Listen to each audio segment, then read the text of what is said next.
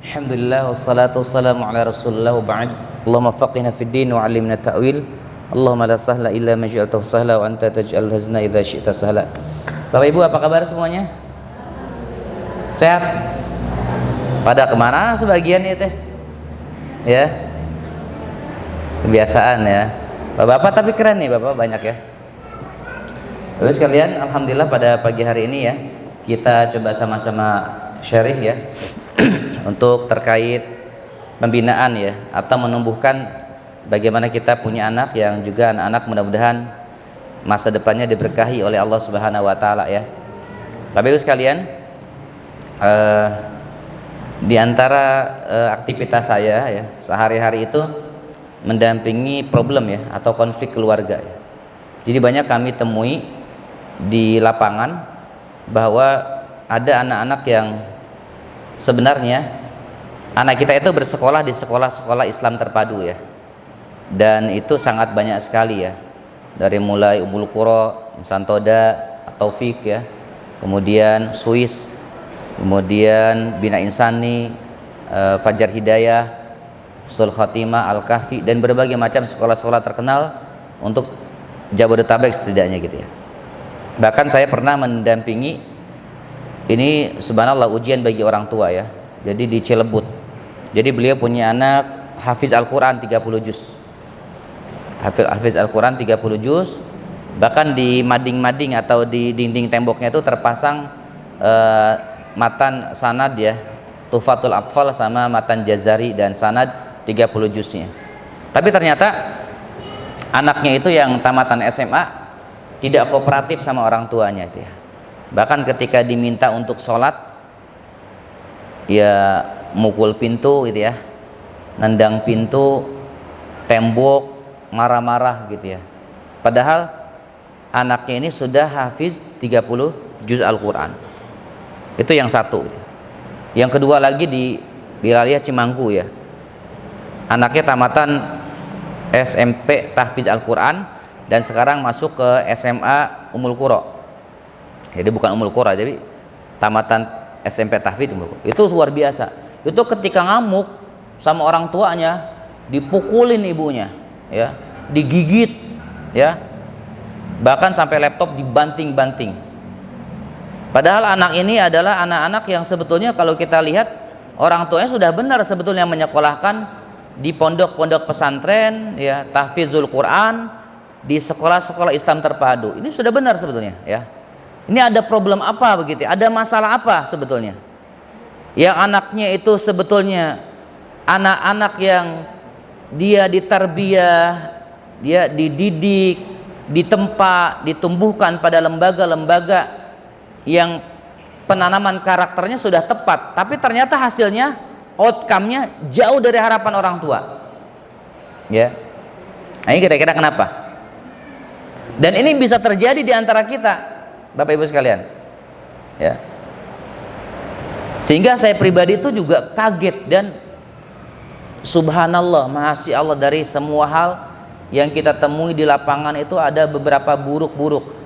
Kalau anak sekolah atau anak mungkin tidak bersekolah atau mungkin sekolah umum gitu ya, itu kita tidak begitu kaget. Tapi ternyata kaget ini. Bahkan di Asyatibi ya, di Cilengsi itu juga ada pondok pesantren yang anaknya depresi. Pertanyaannya, apakah ini masalah ada pada sekolahnya atau ada pada keluarganya? Ayo jawab. Di mana kira-kira? Dua-duanya kali ya. Enak aja nyokalin sekolah, curang. Kalau sekolah bermasalah ya semua anak dong bermasalah. Nggak mungkin 1-2, mungkin lebih 50%. Ya. Ini kira-kira apa masalahnya gitu. Sehingga banyak evaluasi diri buat saya pribadi gitu ya. Ini pun Bapak Ibu ya, saya hari ini minta lebih cepat kajian karena sebetulnya saya mau ke Cirebon ya. Jadi nanganin konflik keluarga besar, anak depresi, attitude-nya buruk, masalah perjodohan, masalah perceraian rumah tangga. Jadi saya harus ke Jakarta langsung tembus ke Cirebon. Ini keluar subuh nih ya. Tadi saya rencana habis subuh mau datang ke sini langsung ya. Belum pada datang pasti. Ya. Orang jam 7:30 belum pada datang. Ya. Nggak ketebak ya. Pada mager. Kalau orang tuanya mager, anaknya kemungkinan pager. Ya. Iya kan? Kalau bapak ibunya mager ya, malas gerak gitu ya, kemungkinan anaknya jadi pager ya. Makanya banyak evaluasi Bapak Ibu. Kita bahas hari ini insyaallah terkait, oh ya ini ya, ini keluarga saya ini Bapak Ibu, kalau ada yang belum kenal, ada yang belum kenal dengan saya, wah berarti kelewatan ya. Ini Bapak Ibu ya, tema kita. Ini aktivitas saya termasuk yang dulu mendampingi ya Insan Toda sejak awal bersama Ustadz Furqon ya, karena sekarang banyak kesibukan ya. Ya, udah luar biasa gitu ya, Masya Allah. Tema kita ini Bapak Ibu, oh belum turun nih.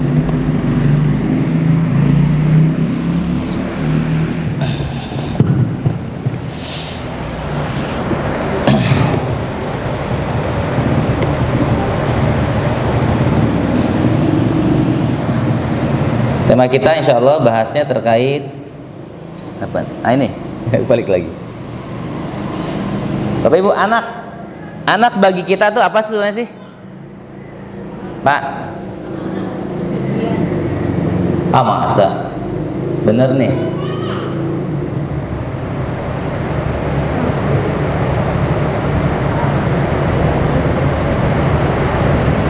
Ya, anak ujian. Ya, innama ya amwalukum wa auladukum fitnah, kata Allah dalam surah At-Taghabun 15. Ini hati-hati nih, musuh di Depok. Sosial media kita lihat, kita dengar, kita tahu ya, ada anak kandung yang bunuh ya kan bapak ibunya sendiri, betul nggak? Nah, subhanallah. Bahkan ada ibu yang bunuh anaknya, 3 anak disembelih ya. Ini subhanallah. Ini bukan khayalan atau cerita bohong ya. Ini kenyataan banyak terjadi. Ini kalau kita apa kira-kira? Kalau kita maunya anak yang mana Bapak Ibu? Penyejuk hati ya kan. Nggak usah disuruh dia ke masjid, betul ya? Minta tolong, nggak usah teriak-teriak. Terus apalagi anugerah, apalagi ini kurota a'yun ya. Doa yang sering kita baca gitu ya.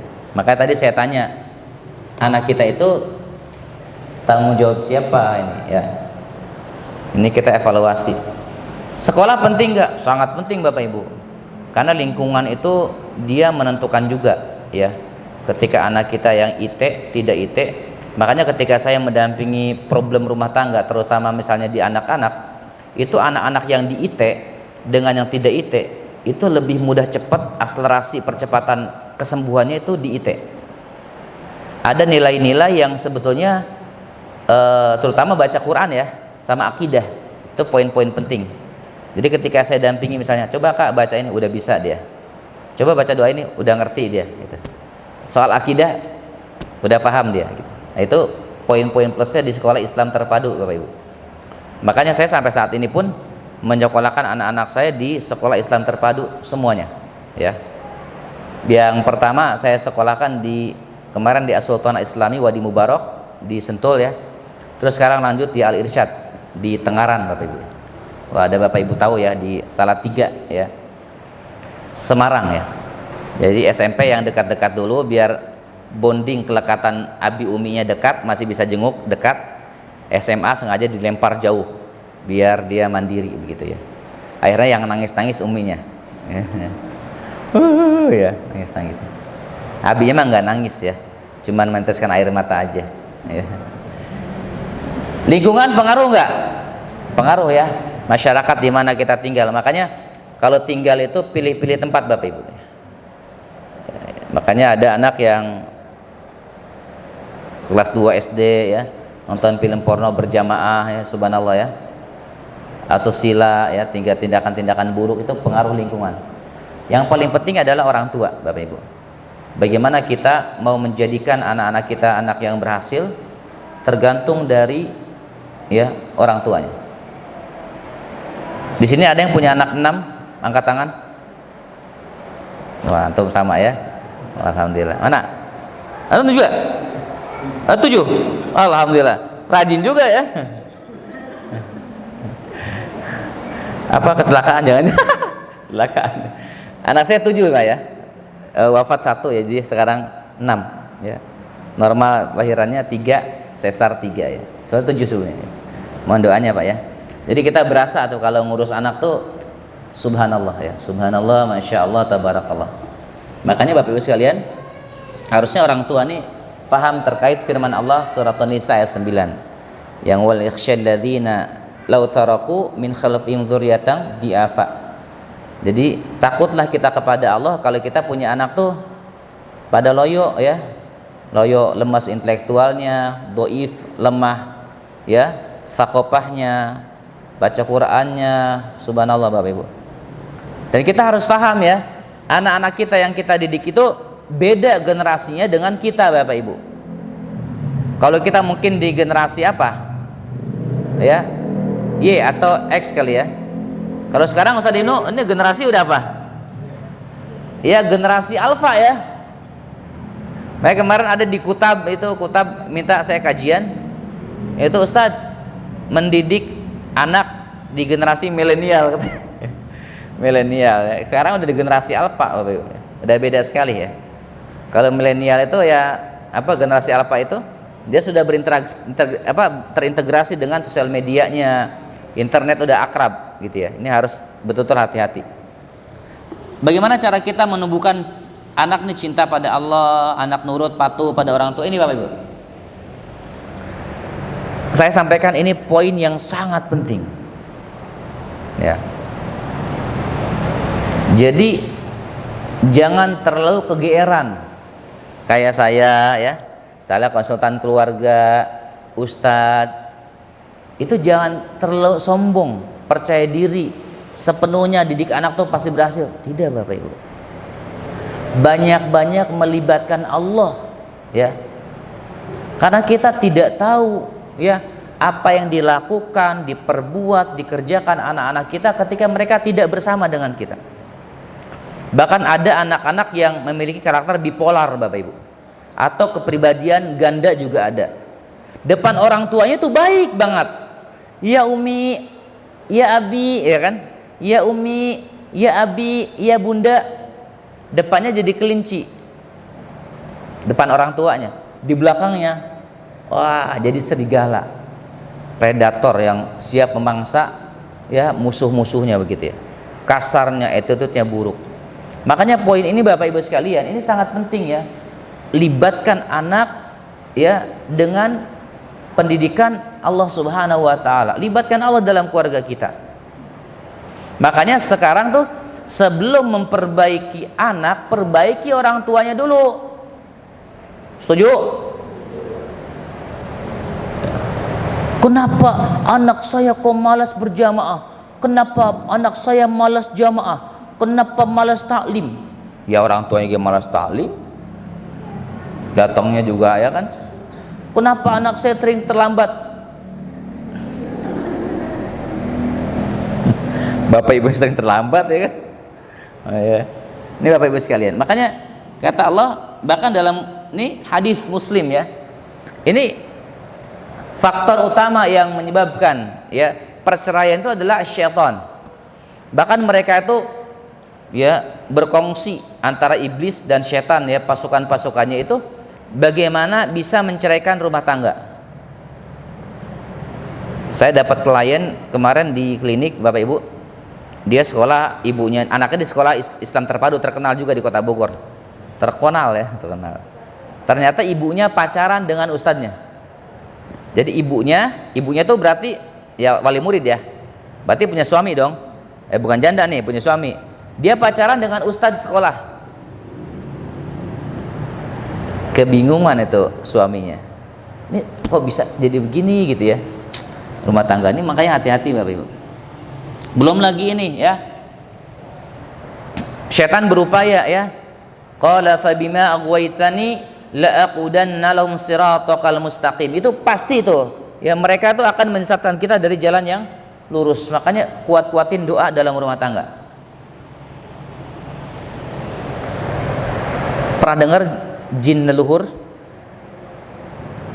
hati-hati kalau anak kita ada ciri-ciri indigo, feelingnya tajam, ya, bisa sering melihat setan, ya, ini hati-hati, ya, ini bisa jadi, ya, ada gangguan.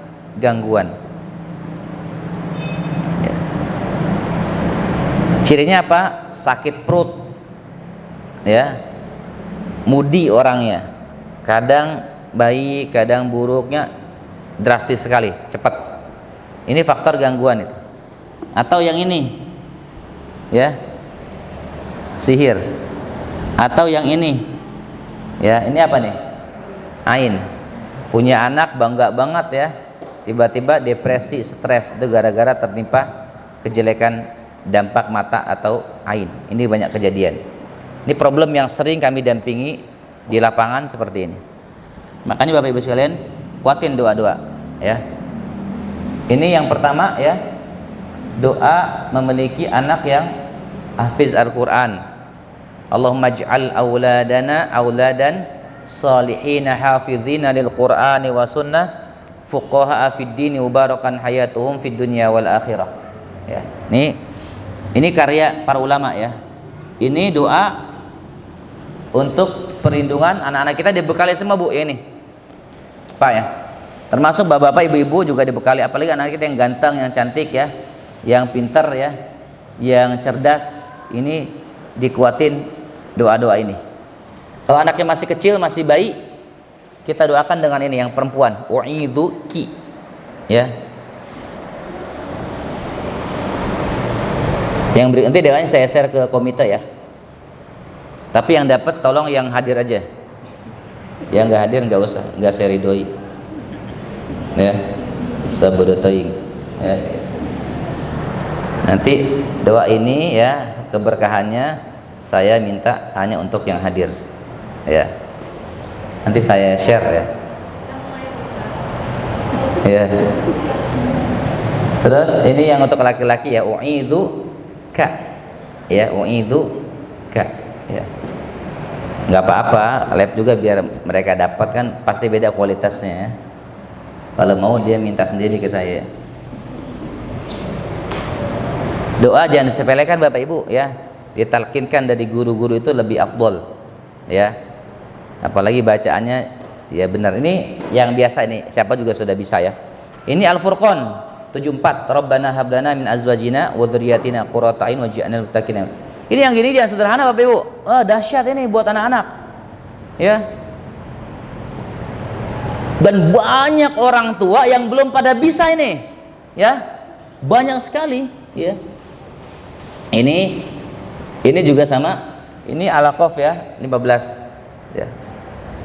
Nanti saya kasih insyaallah, ya, yang ini juga sama, Rabbi ij'alni muqimas shalah, ya. Kalau ada yang kelewat nanti kita kasih yang lebih sempurna, ya, filenya begitu.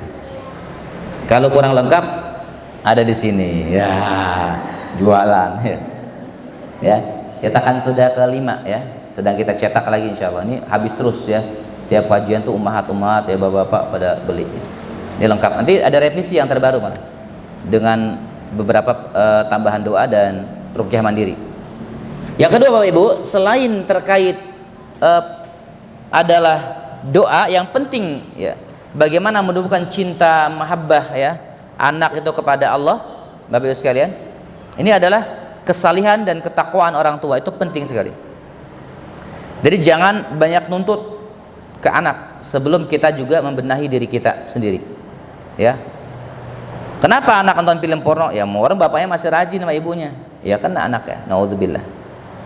Kenapa kita durhaka? Kenapa anak kita kok nggak sopan sama kita? Ya, kita aja nggak pernah ngejenguk orang tua kita, ya.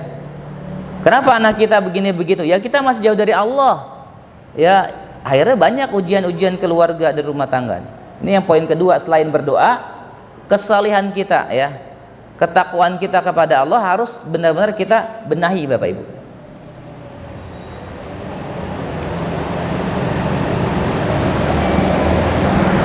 Siapa yang lebih tanggung jawab? Jawab. Ayah apa ibunya? Ibu atau mamanya? Ayah atau bapaknya? Kata ibu, ayo. Kata ayo, ibu. Ya. Ini ada tesis, saya nyampaikan aja data ya. Ini tesis ya, dikaji. Nanti kaji lagi, bantah lagi dengan kajian ilmiah. Silakan aja ya. Ini tesis ya, S2 di Ummul Qura. Ada seorang ummahat ya, mahasiswi yang meneliti al-hiwar ya, dialog antara orang tua dengan anak. Ternyata ada 17 di Quran, bahkan lebih kalau saya buka lagi kemarin teliti lebih juga. Itu ternyata 17 itu yang 14-nya bapak dengan anak, yang 2-nya baru ibu. Jadi di rumah tangga tuh yang harus sering ngebonding, emotional bonding, kedekatan emosi dengan anak tuh harusnya bapak moyang. Anaknya banyak tuh ya. Nih, Ibnu berapa anak? Nambah lagi ya tuh ya. Saya ya, Bapak. Jadi ayah yang paling harus berpengaruh dalam rumah tangga. Dari mana? Ya Bapak Ibu, 14 tahun saya dari mulai Batam sampai ke Bogor, dari mulai saya di Insan Soda, itu mendampingi konflik-konflik keluarga itu sudah hari-hari Bapak Ibu. Ya. Bahkan dia sampai keluar kota ya, kemana-mana, sampai keluar negeri. Kemarin di Australia juga gitu. Sebelumnya lagi di Hong Kong. Di Australia yang rumah tangga terutama itu banyak yang konseling. Saya buka konseling itu dari mulai pagi jam 9 sampai jam 10 malam, jam 1 malam itu. Masalah anak. Itu nggak lepas dari peran ayah. Ya, fatherless itu ya. Atau anak yatim yang ada bapak tapi bapaknya tidak bermanfaat. Ini nih, yang berikutnya apa? Ya, jika ada amati kerusakan pada anak, kata Ibnu Qayyim, penyebab utamanya adalah ayah. Jangan ngomel ke saya juga ayah ya. Ya, ini memang kata Ibnu Qayyim begitu, Pak. Gimana Ustaz? Ini, makanya kerjakan ini. Bonding. Apa itu? Ya, kelekatan. Ya, emosi agar anak itu dekat dengan kita, nyaman ya, curhat. Kayak anak saya di SDIT, kakak saya, kakak suka ke ini cerita sama saya, gimana kak? Begini, oh gitu terus ya cerita apa? Oh, hati-hati kak ya, nggak boleh bersentuhan. Hati-hati kak ya, perasaannya dimasuki setan. Kak, kakak takut sama Allah ya dimanapun berada ya. Itu tanamkan pelan-pelan ya kepada mereka. Iya bi, insya Allah. Makanya anak-anak terus kita doakan Bapak Ibu. Kita nggak tahu juga, tetap serahkan sepenuhnya kepada Allah Azza wa Jal atas pendidikan anak ini. Kita bisa ya apa yang kita lakukan aja gitu ya. Apa manfaat bonding ini Bapak Ibu sekalian? Nih, anak lebih cerdas, percaya diri ya, kemudian stabil ya, kemudian juga ya lebih matang ya, emosinya, mentalnya lebih sehat. Dan bonding ini diupayakan kalau ibu insya Allah sudah sering ya. Yang agak jarang itu siapa? Ayah nih. Kadang-kadang ayah itu tugasnya cuman apa? Cari duit katanya ya. Kalau ibu tugasnya apa? Habisin duit. Ibu-ibu ya. Kapan nih Ustaz? Ini ya, kapan aja silakan. Nih mulai ganti popok, menggendong, mandiin ya Pak ya. Kita yang udah anak banyak kerasin Pak ya. Mandi popok, pipi, nyebokin anak.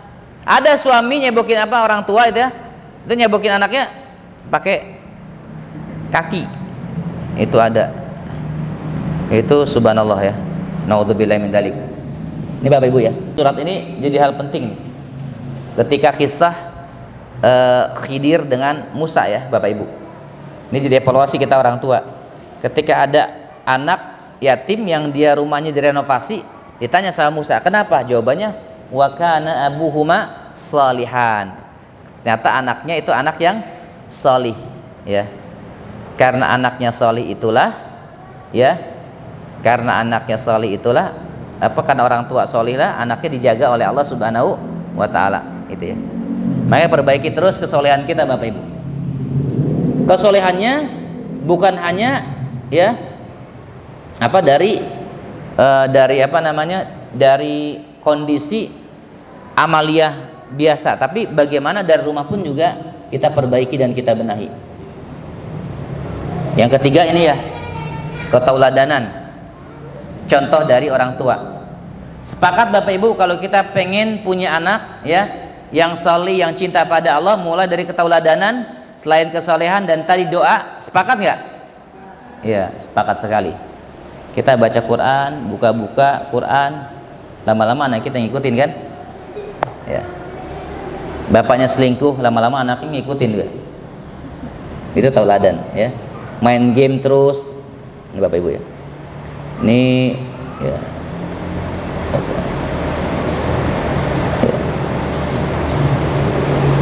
Sebentar ya, ada ketukar kayaknya. Oke, yang tadi ini Bapak Ibu ketauladan sudah. Ini ada selipan ya. Di keluarga itu atau pribadi kita ada macam-macam karakter Bapak Ibu. Ada orang tua yang koleris ya, kayak sutradara, pengennya ngatur, ya kan? Ada ibu yang koleris nggak nih sama suami? Ya, hari ini aku mau kajian ya, kamu di rumah aja. Wah, jaga warung ya. Semua dia beli sutradara nih, ya. Nggak boleh salah sedikit, senggol bacok. Nah, ibu begitu. Kalau ibunya begitu, anaknya juga begitu, persis. Ya, dia memperlakukan ya suaminya ya dengan gaya sutradara, ngatur. Ada juga yang sanguinis ya, sanguin apa itu?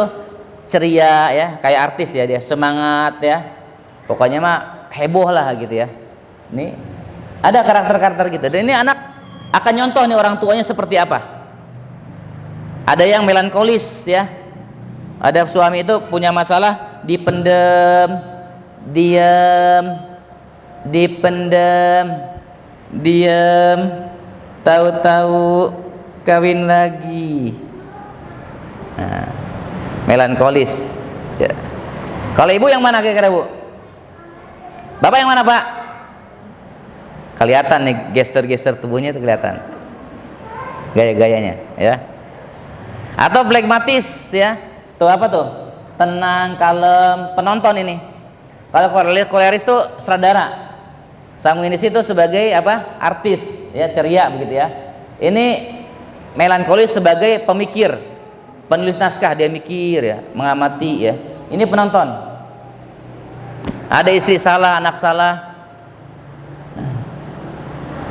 Udah lagi mana lagi ya tuh? Ini flekmatis ya. Orang-orangnya ya banyakkan pasrah ya. Ini Bapak Ibu sekalian, ini penonton ya. Nah, ini karakter kita di rumah itu ya nggak lepas dari karakter ini pribadiannya. Dan itu akan nurun pada anak-anak. Nurun nggak karakter kita? Nurun nggak? Nurun. Ibu sering nunjuk-nunjuk suami, nanti anak juga kalau jadi istri begitu. Bapak sering zolim ya pada istri, mukul apa, bentak-bentak, anak pun persis jadi itu. Itulah tauladan kita Bapak Ibu sekalian, yang kita kerjakan anak-anak itu akan terus. Yang keempat, ini yang sangat penting. Dari semua masalah-masalah anak yang mereka berkonsultasi kepada saya, itu rata-rata suami istrinya tidak akur. Saya tanya ibu-ibu, Bu, ada ganjalan tidak pada suami?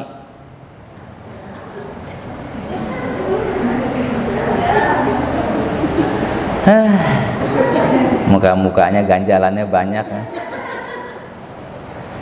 Perempuan tuh kalau ditanya diem tuh iya berarti enggak ada, itu yakin. Jujur ya Bu ya, ibu jujur nih ya, pertanyaan ya. Ini kan ibu nggak rekam saya ya, ibu nggak kelihatan ya. Ibu-ibu, Bapak nggak usah ngeliat Pak ya, ini ada istri soalnya ya. Jujur ya, ibu ada ganjalan nggak sama suami? Diem wae Pak, bener banget ini. Pak, Bapak saya tanya sekarang, Bapak nih ada ganjalan nggak sama istri?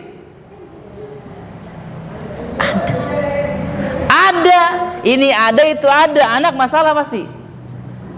Bener ya. Yang tadi hafiz Quran yang diceritakan di awal ya mukadimah, ketika dia hafal Quran ada masalah, saya tanya, Pak, kan dia ini lah Bu manusia ya kita teh, apa ruqyah? Enggak, sekarang undang saya enggak ruqyah ya, saya bilang konsultasi Pak, apa masalahnya? Bisa dia setannya di bapak ibu, juriknya, saya bilang begitu. Ya terserah mau sakit hati. Akhirnya setelah ngobrol, Pak, sebelum kita menangani anak bapak, saya tanya ya, maaf punten ya Pak ya, ibu juga sama, bapak ini ada nggak kesal ke istri yang terpendam?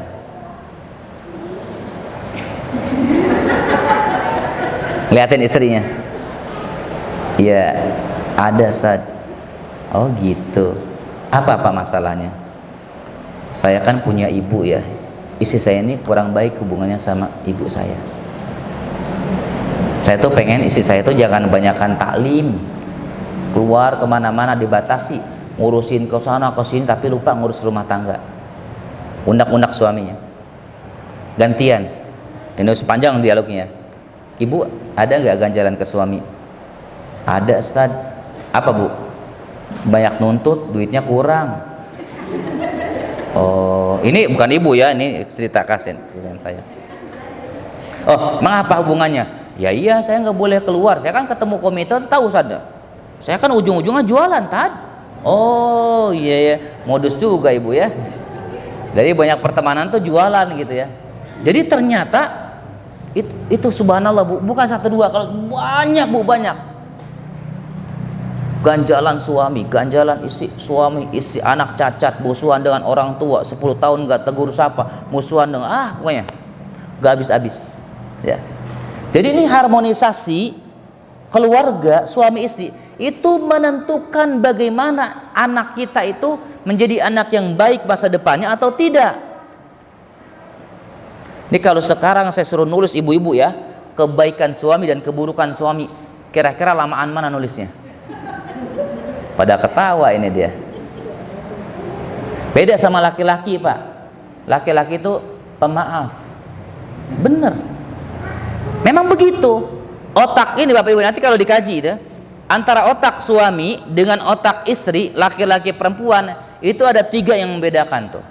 Yang pertama ya corpus callosum, yang kedua ya hipotalamus, yang ketiga hipokampus. Dan hipokampus perempuan itu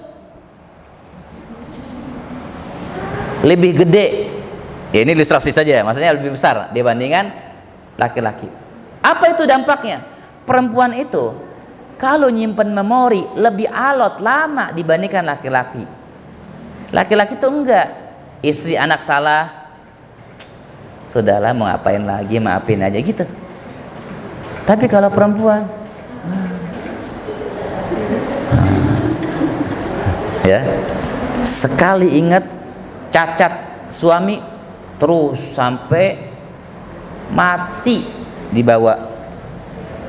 Betul nggak? Makanya ketika kajian parenting itu, ketika kita ada ilustrasi, coba Bu tulis, dia nggak sadar ya itu, tulis keburukan suami, tulis kebaikan suami. Itu kalau pas keburukan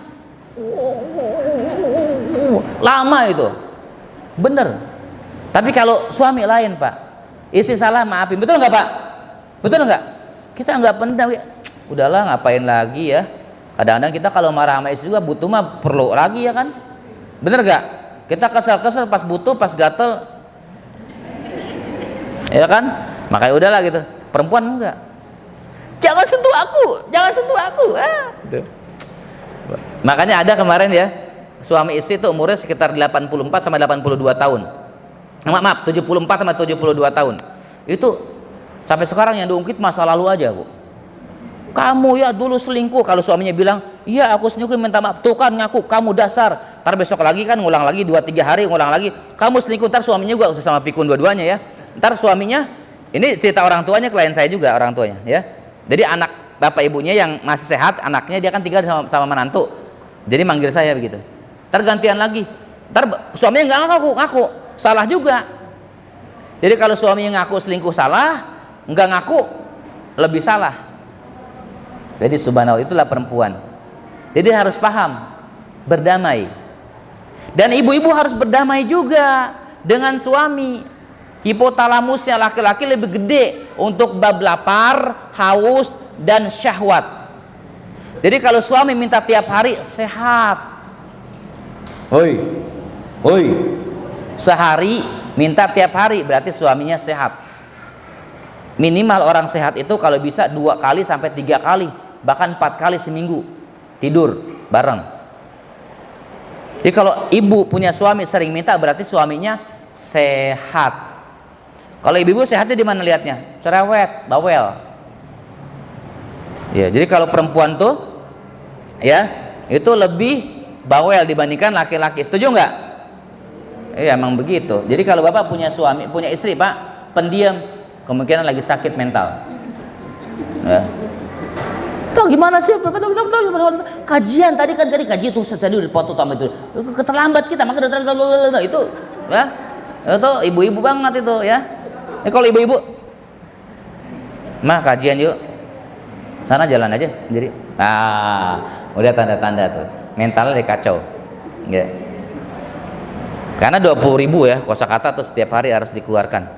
Ini Bapak Ibu ya. Tauladan dia.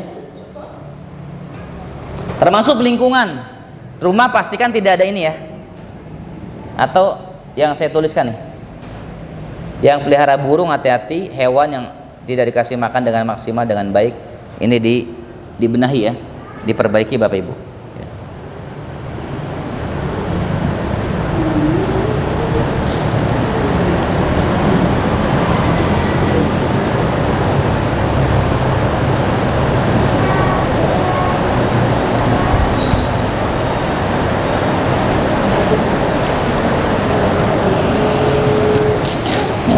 Ini Bapak Ibu ya. Ini di rumah ada nggak?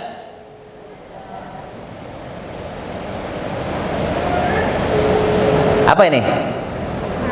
Patung. Ini? Air keras ya, air keras.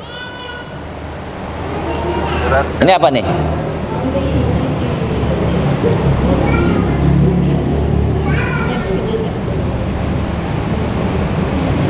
Ini di rumah kosongin ya, nggak ada. Yang terpajang itu kalau ada itu mempengaruhi ke anak ya, kesejahteraan dan keluarga, malas ibadah dan setan sering masuk di rumah. Oke Bapak Ibu ya.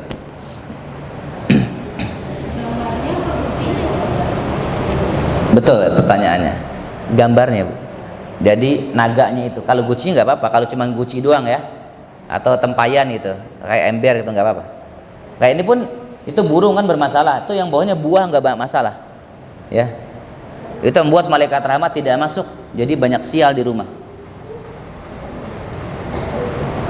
Ini yang kelima Bapak Ibu, terpenuhi rekening bank emosi.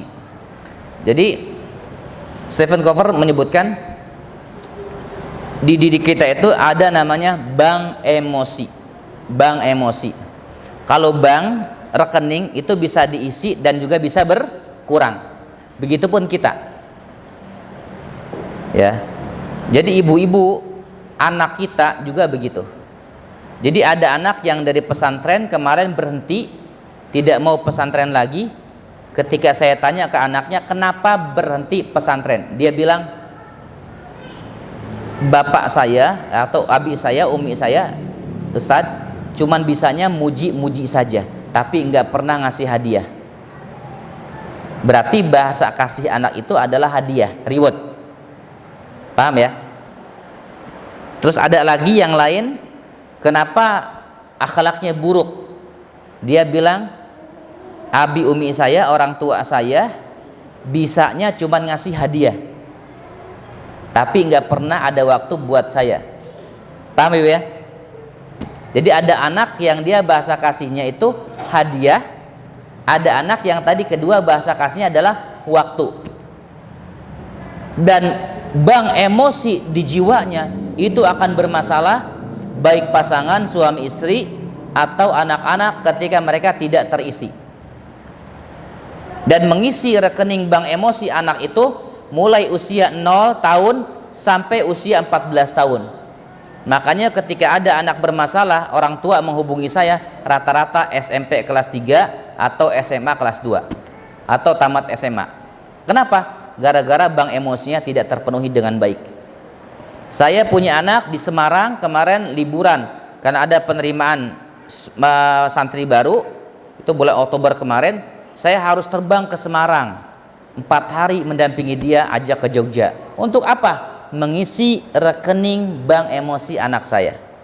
Jangan sampai anak merasa dibuang oleh orang tuanya. Ya Bapak Ibu sekalian ya. Apa fungsinya? Ya, banyak manfaatnya. Ya, ini bentuk-bentuknya. Pelayanan ya, sentuhan buat anak, kasih kata-kata yang baik ya, itu akan terisi. Suami istri juga sama Bapak Ibu. Ibu-ibu itu kadang-kadang ada perasaan yang kalut, nggak nyaman. Mungkin kalau anak sekarang insecure ya, nggak jelas, bete. Itu kenapa? Karena rekening ya, bank emosi ibu itu nggak terisi sama suami. Pernah nggak Bu ngerasain bete yang nggak jelas? Pernah nggak? Ya kan? Ya, buat status biasanya ciri-ciri itu ya. Ya kan? IG story gitu ya. Percuma. Ya itu ya, mulai itu ya. Kalau perempuan nggak cenderung emosi Pak, jiwa ya, perasaan. Kalau kita kan laki-laki beda. Walaupun laki-laki juga ada yang begitu ya. Tapi kebanyakan perempuan yang seperti itu. Di Bekasi ada seorang suami lapor ke saya, ngundang saya, dia mau kawin lagi. Kenapa Pak? Kita tanya, kenapa Pak kawin lagi? Ya, kenapa nggak kawin lagi? Kenapa kawin lagi Ustaz? Orang saya tiap hari pengen makan ditemenin sama istri nggak mau nemenin. Pengen dilayani sama istri sibuk wae pekerjaan, jualan online. Saldo emosi suaminya nggak terisi sama istrinya. Jadinya apa? Cari perempuan lain yang bisa mengisi, termasuk kata-kata dan lain-lain. Ini rekening bank emosi anak tuh harus terpenuhi dengan baik, terutama usia 0 sampai 14 tahun. Makanya ketika kita punya anak nih harus ajak ngobrol, dipeluk ya, dicium ya, anak kita itu tidur bareng, mungkin peluk anak yang masih kecil sama kita, elus-elus gitu, nggak apa-apa Bapak Ibu. Main, maaf ya, bercandaan, main bola dan lain-lain itu harus sering bonding dengan anak. Itu termasuk ini ya, membayar SPP tepat waktu, menghadirkan adik sekolah, ngambil rapot ya, itu mengisi rekening bank emosi. Ini buat suami, buat istri juga. Ini ada video nih, coba kita lihat ya Bapak Ibu. Oh iya Bu, udah saya jemput. Nah, ini ada saya di mobil. Oh iya Bu, langsung saya bawa ke dokter. Makasih ya Bu, maaf udah ngerepotin.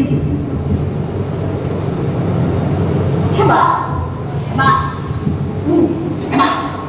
Lo bisa main game sama jam 3 pagi, lo suruh tidur atau tidur, gue suruh matiin handphone lo gak mau matiin. Sekarang lo sampai sekolah atau udah gue yang dikirimin suruh jemput lo. Nah, kasih tau, hati-hati, ayo. Pinter lo, kok tau alasan lo kan gara-gara pulangan matematika, problem dari perut. Pinter lo, aslinya bukan pinter lo sebenarnya. Apa? Iya. Buruk harusnya ya. Sampai rumah, gak ada handphone, gak ada nonton TV, gak ada main, gak ada segala macam. Gak ada makan lo sekali. Tidur lo semua. Mau doain jadi dokter, malah jadi banyaknya anak. Profesor dulu.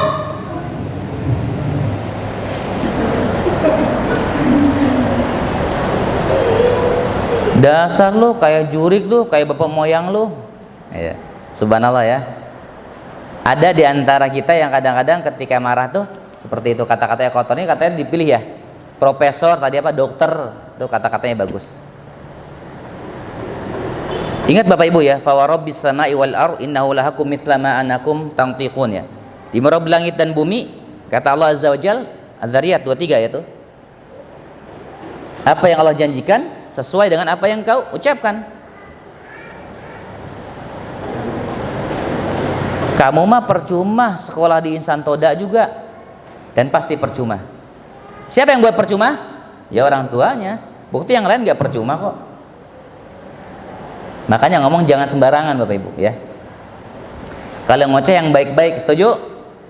Bu, kalau ngomel yang baik-baik ya. Dasar kamu suami pinter. Wah. Tiap hari kasih duit terus rutin. Padahal kebalikannya tuh. Kata suaminya, loh kok gue buat kesel masih doain baik-baik. Suami jadi sadar akhirnya. Ya. Dan rumah tangga ini Bapak Ibu, ini yang kata-kata ini tadi yang beliau ucapkan, itu bisa mengisi rekening bank emosi jiwa anaknya atau mendebit, ya, mengurangi. Akhirnya kalau anak yang sering dicaci maki, dia nggak akrab lagi dengan orang tuanya. Dia tidak sejahtera lagi jiwanya dan pasti bermasalah. Saya pernah berbuat kesalahan sama anak satu aja. Itu sampai sekarang ingatnya luar biasa, masih ingat. Tapi saya udah minta maaf. Sebagai orang tua, pernah ada yang minta maaf sama anak? Ada? Pernah minta maaf sama suami enggak? Benar. Tergantung tanggal atau belum cair? Minta maaf baru. Oh, dasar. Ya.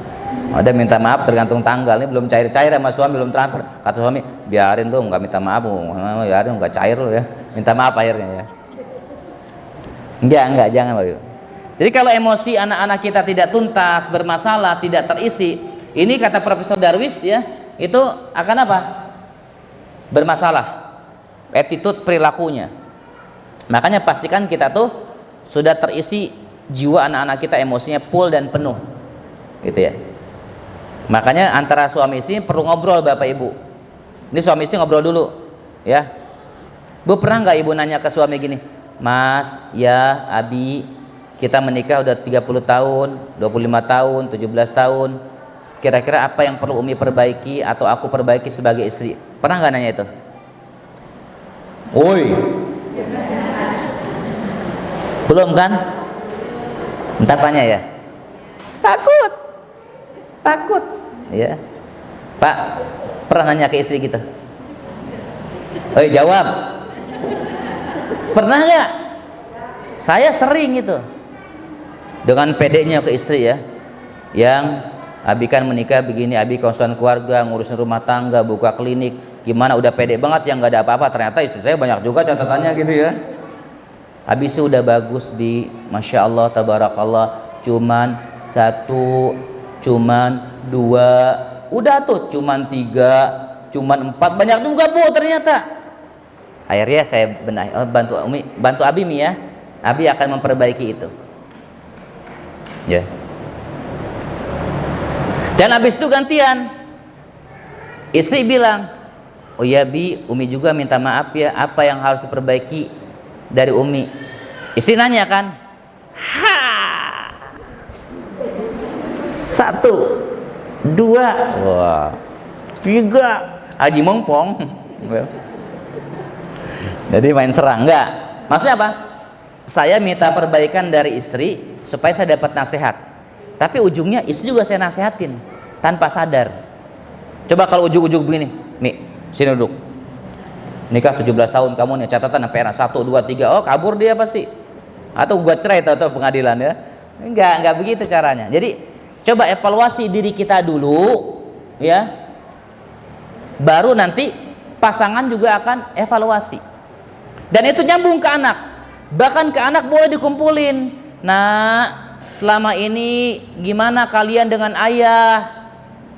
Karena ada anak-anak yang mengatakan, ini depan saya, klien saya, dia mengatakan, Ustadz, saya kalau ada ayah itu seperti ada macan di rumah yang siap memangsa.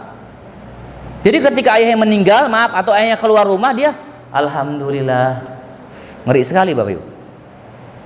Jadi hati-hati ya. Jadi hati-hati nih kelekatan atau mengisi rekening bank emosi terhadap jiwa anak-anak. Termasuk ini Pak ya.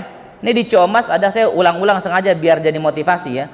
Di Ciomas itu ada ummahat yang 2 orang saya ruqyah gara-gara kurang jalan-jalan Pak. Bukan karena gangguan setan. Minta diruqyah. Makanya Pak ya, jangan lupa nih ibu-ibu jangan diajak cobaan pengajian doang. Ajak jalan-jalan Pak. Ngineplah di mana? Silahkan. Di villa kek ya, ajak ke Ayon tuh, sentul ya, Ayon tuh, kemana lagi jalan-jalan, ke Indomaret minimal kan ya. Bapak jangan kira pikir ini ummahat kayak gini istri kita tuh, dia mau kemana-manain, enggak belum tentu. Bahkan ada klien saya itu suaminya menjerit, menangis, dia nggak ada masalah, tanda petik ya, tidak ada masalah sebetulnya, belum ada masalah ya. Terus tiba-tiba istrinya menggugat perceraian. Syok juga. Selama ini nggak ada masalah dirasa. Ternyata setelah tanya sama istrinya, banyak masalah. Cuman dipendem. Ini kan bahaya rumah tangga tuh. Itu sudah minus emosi, saldo emosi sudah minus ya. Jadi akhirnya dia gugat perceraian. Ini Bapak Ibu ya. Jadi hati-hati terkait masalah kejiwaan emosi yang tidak terisi dalam rumah tangga, ini berdampak ke anak. Apalagi anak nanti nggak respon sama orang tuanya, nggak respect, nggak sayang ketika kita sudah tuanya itu. Yang keenam ya, ini pastikan Bapak Ibu kembangkan anak Bapak Ibu sesuai dengan bakatnya masing-masing. Yang multimedia bakatnya multimedia, yang tahfidz bakatnya tahfidz. Jangan dipaksakan. Makanya nanti Bapak Ibu boleh tes anak tuh bakatnya di mana. Ini tesnya. Ya, nanti bisa diklik nih. Potensinya di mana. Nanti ada 9 ya. Kecerdasan anak-anak kita. Ada musik, ada spasial, ada kinestetik, dia ada intrapersonal, ada intrapersonal. Jangan dipaksakan anak-anak kita. Oh, bakatnya dia multimedia, Ustaz. Berarti visual tuh. Ya, spasial. Udah dikembangkan aja di itu. Kursus apa, sekolahnya di situ jurusannya. Oh, anak saya kinestetik, Tad. Kayaknya bagus nih olahraganya. Udah dikembangkan jadi atlet misalnya. Boleh. Atau intrapersonal jadi psikolog. Boleh dikembangkan. Nanti dites anak ibu ya gitu. Jadi kaidah terkait manjada wajada itu ya, ini dibantah oleh Dr. Ali Al-Wardi di dalam kitab beliau ya, Fit Tabi'i Al-Bashari. Itu kata beliau, jadi anak itu dikembangkan sesuai dengan bakat dan potensinya masing-masing. Ya, ini bakatnya. Ini kalau lihat sirahnya Bapak Ibu. Kalau tafsir Ibnu Abbas, ya. Kalau panglima militer Khalid bin Walid, ini ada potensi-potensinya. Masalah ilmu, ya misalnya Ali bin Abi Thalib, itu ada bab-bab potensi anak-anak dan kita masing-masing ada potensinya. Kalau saya intrapersonal. Kalau suruh yang ke-8 tuh naturalistik. Suruh melihara ayam, kucing, ya mungkin sebulan mati pada itu ya. Karena bukan bakat saya. Sudah saya tes. Tapi kalau ngurusin orang, saya 100%. Ya. Makanya bakat saya ya tadi sama linguistik. Buat ngoceh ini kita sampai subuh lagi Bu, ayo. Siap saya ngoceh ya. Cerita-cerita begitu. Emang bakat saya di situ. Ya, ini kita harus paham. Jasmani ya enggak, saya bukan bakat. Emang ada paling 45% ya bakat saya. Ya olahraga tuh ya paling cuma lari, renang gitu. Pernah latihan nge-gym sama Pak Ara tuh ya. Asisten saya tuh yang badannya begitu. Alhamdulillah kuat, cuma seminggu. Habis itu gempor. Bos, capek bos, capek. Manggilnya bos ya. Capek bos, capek ya. Tapi kalau buat ngomong, ngoceh, ayo, woi. Itu bidang saya. Jadi kembangkannya anak kita yang aja ya public speakingnya dikembangkan, potensi akademiknya mungkin jadi penceramah nanti ya, itu dikembangkan. Kayak anak saya Daud tuh udah saya tes, dia kinestetik ya, gerak terus ya, terus interpersonal sama linguistik, verbal atau linguistik, itu 4. Ya udah saya akan asah di situ aja ntar. Nggak akan saya masukin logika matematika karena bukan bidangnya. Dia hanya 75% bakat di situ. Yang lainnya 98, 97, 100%. Yang 4 tadi bidangnya. Itu Ibu ya. Ini penting ya dikembangkan. Silakan mau alatnya apa aja ya, mau psikotes, mau modelnya model kecerdasan majemuk, model Stephen, model apapun silakan. Tapi kita harus tahu bakat kita.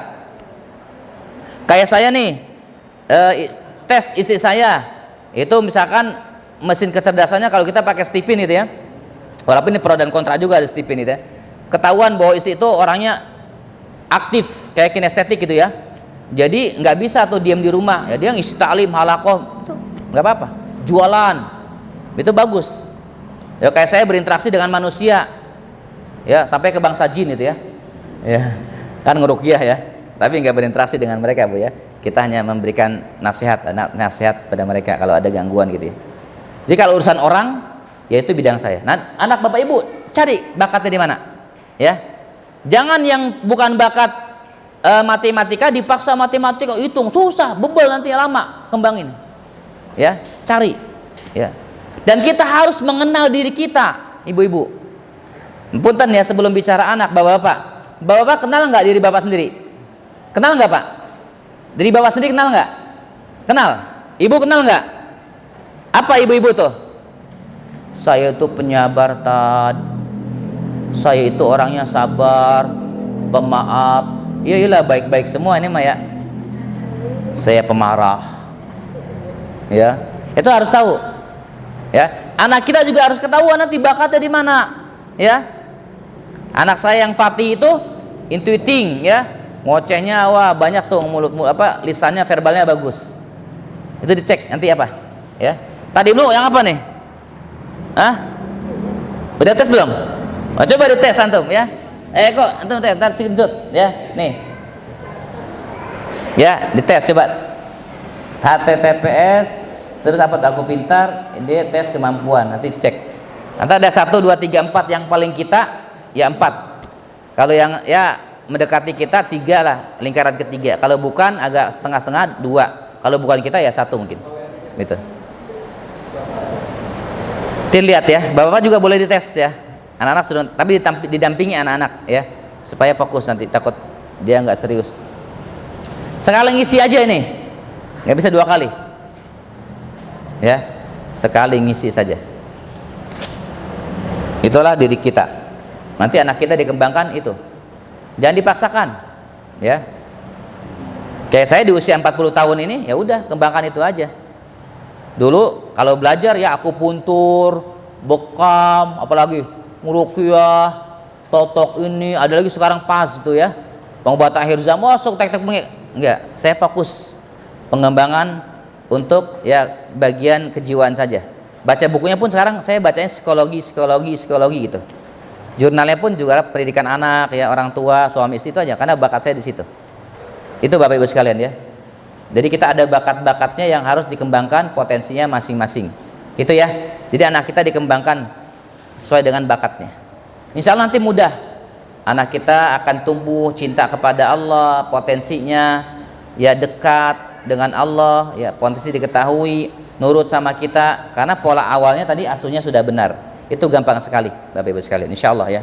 Itu mungkin dari saya sharing-sharingnya, nanti diskusi saja. Diperbanyak, digali lewat pertanyaan-pertanyaan Bapak Ibu. Jangan ragu-ragu ya. Silakan tanyakan ya. Ada problem-problem masalah yang bisa di-sharingkan, dipersilahkan, kita akan sharing sama-sama. Itu mungkin Ustaz Ibnu. Allah alam bisawab. Bukan ya. Yang bukan. Ya. Jadi dulu tadi seperti itu ya. Ya baik. Jadi terkait tes ini tadi saya pertama harus catat poinnya ya. Tesnya bukan hanya ini. Silakan mau ke psikolog ya, atau ada alat-alat lain atau metode lain yang bisa mengetes ya. Apa talent mapping ya kalau nggak salah. Talent mapping juga ada gitu ya. Jadi banyak cara. Jadi bukan hanya ini. Kalau yang ini memang bahasanya agak tinggi. Mungkin SMP ya, SMP yang tadi. Ini hanya gambaran saja maksudnya. Gambaran bahwasanya Bapak Ibu harus tahu potensi anak. Nanti mau metode Stephen boleh. Metode yang tadi ya, model pakai web tadi ya, itu Aku Pintar tadi.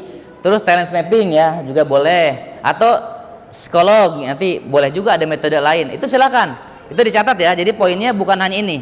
Minimal kita tahu ya dari hasil riset ilmiah yang bisa mengetahui kepribadian. Karena orang tuh diberikan oleh Allah dengan potensi yang memang itu kecenderungannya hampir sama di antara orang-orang itu ya. Walaupun tadi ketika bicara misalnya anak kita kinestetik, misalnya dia aktif bergerak, atau Ustaz anak saya mah semuanya tadi 8 atau 9 kecerdasan ada bisa jadi, cuman beda-beda presentasinya ya kan. Termasuk tadi karakter koleris, sanguinis, flegmatis ya, melankolis, empat-empatnya ada, cuman mungkin kecenderungannya koleris misalkan 65%, melankolis misalkan 10%, dan seterusnya begitu ya, beda-beda.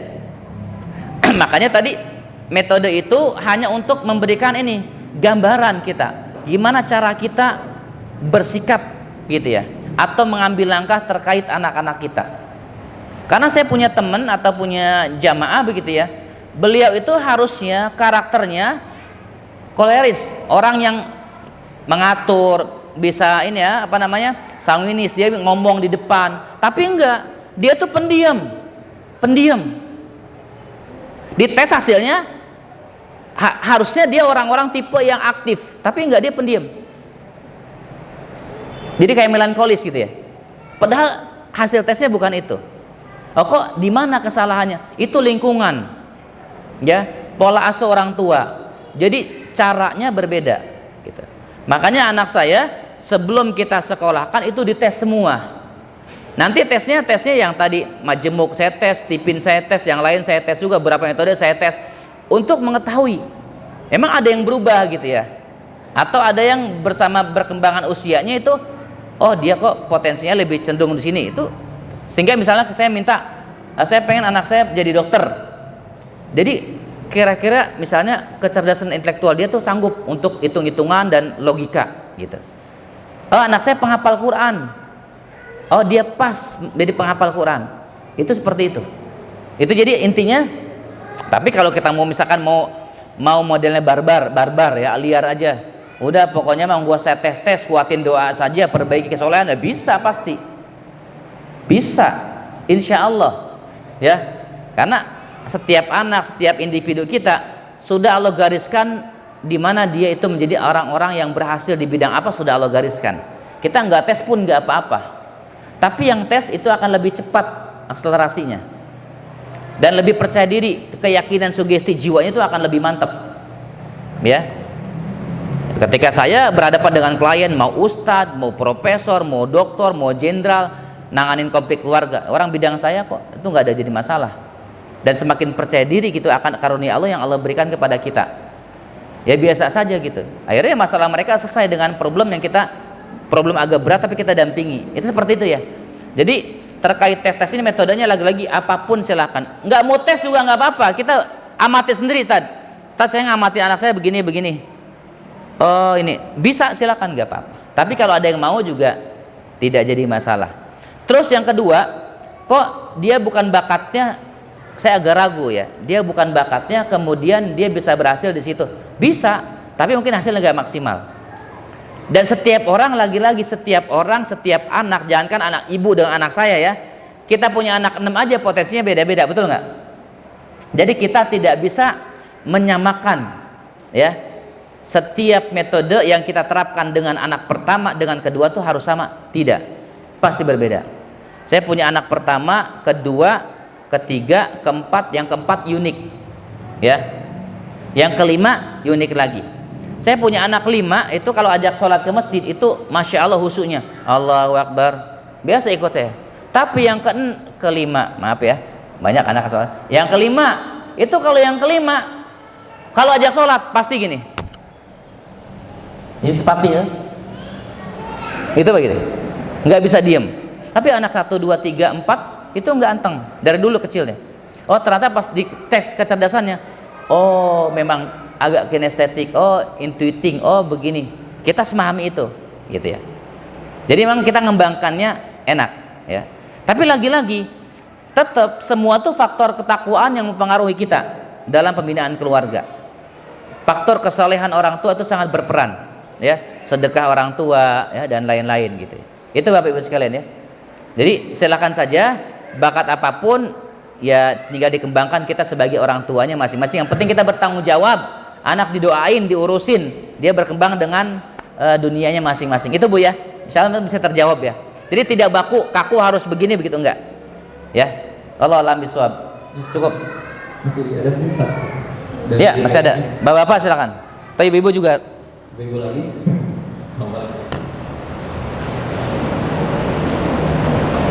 Assalamualaikum warahmatullahi wabarakatuh.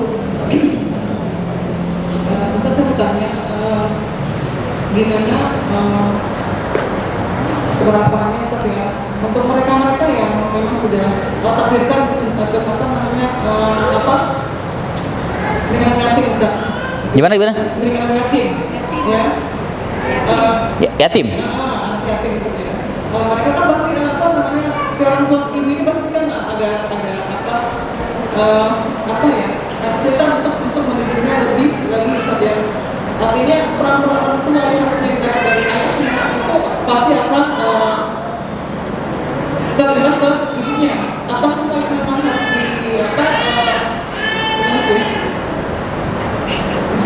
gimana komunikasi yang baik, pendidikan yang baik, yang bisa melengkapi tugas ayah sudah tidak ada, sini bisa melengkapinya. Jadi katakan bahwa komunikasi yang baik adalah yang sepenuhnya banyak kepada ayahnya ke anak daripada ke ibunya. Bagaimana mereka yang memang sudah tiada ayahnya? Assalamualaikum warahmatullahi wabarakatuh. Assalamualaikum. Langsung ya. Inilah memang kondisi yang subhanallah ya.